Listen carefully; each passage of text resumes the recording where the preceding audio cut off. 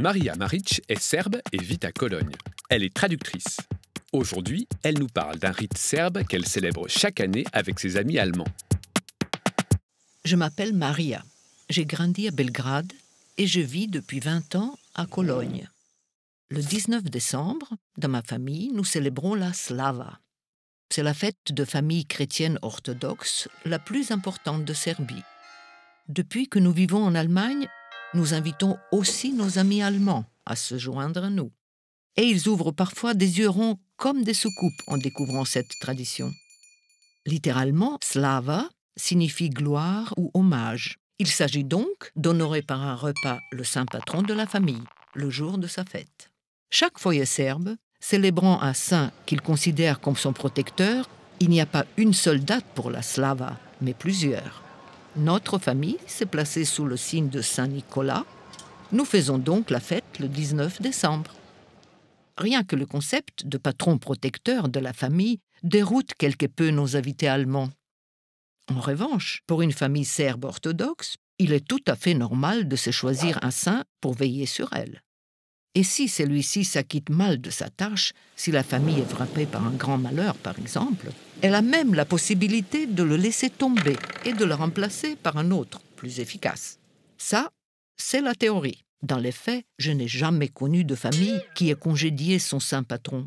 Peut-être parce qu'à la longue, on finit par s'habituer un peu trop à lui.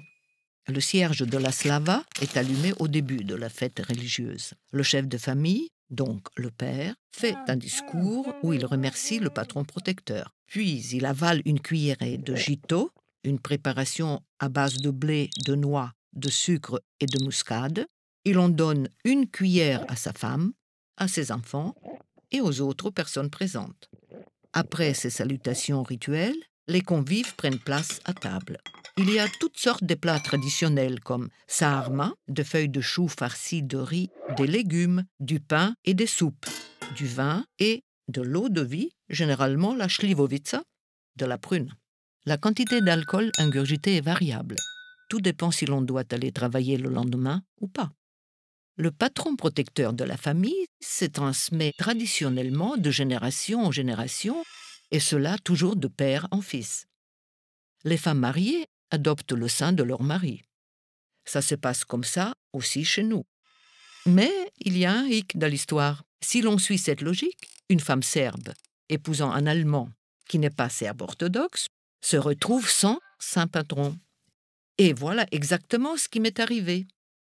N'allez pas imaginer que j'ai forcément besoin d'une autorité bienveillante pour avancer dans la vie. Non, je m'en sors très bien toute seule.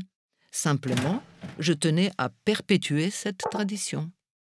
Du coup, j'ai décidé avec mon mari allemand et nos amis les plus proches de continuer à fêter la Slava le jour où ma famille avait l'habitude de se réunir pour sacrifier à ce rituel.